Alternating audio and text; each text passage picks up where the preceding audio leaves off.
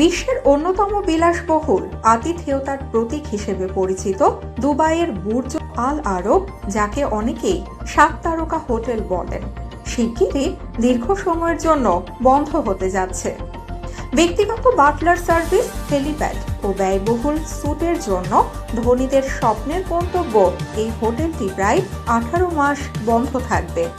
পরিকল্পনা অনুযায়ী 2027 সালের শেষ নাগাদ এটি নতুন রূপে আবার চালু হবে।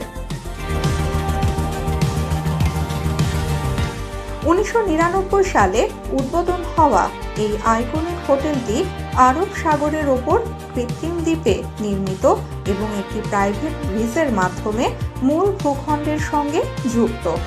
পালতোলা জাহাজের মতো নকশার এই ভবনের উচ্চতা প্রায় 321 মিটার, যেখানে 202টি বিলাসবহুল ডুপ্লেক্স স্যুট, একটি হেলিপ্যাড ও স্কাই ভিউ রেস্টুরেন্ট সহ নানা আকর্ষণ রয়েছে। সাম্প্রতিক বৈশ্বিক অর্থনৈতিক অনিশ্চয়তা, আঞ্চলিক পরিস্থিতি ও ভ্রমণ প্রবণতার পরিবর্তনের কারণে দুবাইয়ের পর্যটন খাত চ্যালেঞ্জের মুখে পড়েছে। তাই আধুনিকায়নের অংশ হিসেবে বড় হোটেলগুলো সংস্কারের পথে হাঁটছে। 2027 সালে পুনরায় চালু হলে পর্যটকরা আরও আধুনিক, বিলাসবহুল ও স্মার্ট অভিজ্ঞতা পাবেন, এমনটাই প্রত্যাশা।